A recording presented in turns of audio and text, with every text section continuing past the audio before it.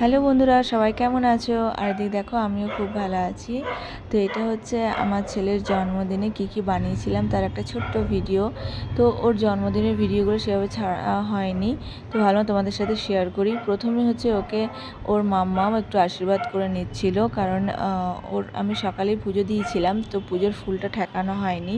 তো এখনই আমার যা নিয়ে এলো মন্দির থেকে থালাটা এনে পর সবাই একটু ওকে আশীর্বাদ করে দিচ্ছে প্রথমে, তারপর সবাই একটা কিছু না কিছু খাইয়ে দিচ্ছে, আর আমরা তার সাথে একটা দুটো করে ছবি তুলে নিচ্ছি।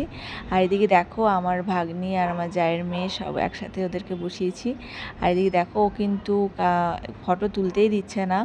আর এদিকে দেখো ওর মামনি, ওর পিপি সবাই ওর সাথে ছবি তোলার জন্য অস্থির হয়ে গেছে। শেষে ওর পাপা একটু রাগারাগি করে ওকে দেখো ধমকে চমকে ওর কাছে একটু বসিয়েছি, কারণ প্রচণ্ড দুষ্টুমি করছিল। আর এদিকে দেখো কেঁদে ফেলেছে।